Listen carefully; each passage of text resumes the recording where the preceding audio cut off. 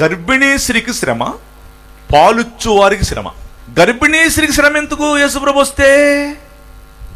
పాలుచ్చు ఆడపడుచుకి ఎందుకు శ్రమ యేసుప్రభు వస్తే? ఏంటంటే ఇప్పుడే యేసుక్రీస్తు ప్రభు వచ్చాడు, రాకడొచ్చింది. ఒక గర్భిణీ స్త్రీ 7 నెలలు 8 నెలలు 9 నెలలు గర్భం దాల్చుంటుంది, ఇంత పొట్ట గర్భం దాల్చుంటుంది.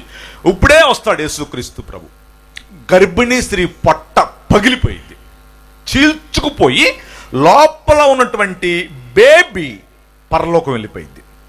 ఎందుకు గర్భిణీ స్త్రీ పొట్ట చీల్చుకుపోవాలంటే ఈమె యేసుక్రీస్తు నమ్మలేదు కాబట్టి ఇక్కడే ఉండాలి. ఆమె పొట్టెందుకు చీల్చుకుపోయి లోపల బేబీ పైకి వెళ్ళాలి అంటే చిన్నపిల్లలు పరలోక రాజ్యానికి వారసులు కాబట్టి లోపల ఉన్నటువంటి పాపో బాబో పైకి వెళ్ళిపోయి మధ్యాకాశంలోకి వెళ్ళిపోవాలి.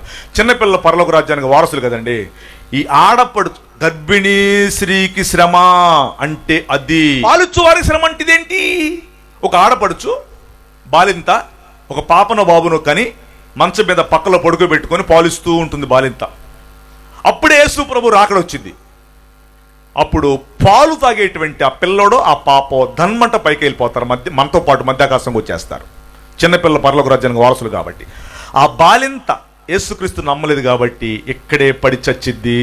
ఎందుకంటే ఒక బాలింత ఒక 1 నెల రోజులు పాలు ఇవ్వకపోతే స్తనములలో గడ్డలు కట్టుకుని ట్యూమర్స్ ఏర్పడతాయి. డాక్టర్లు అడగండి, మీకు చెప్తారు.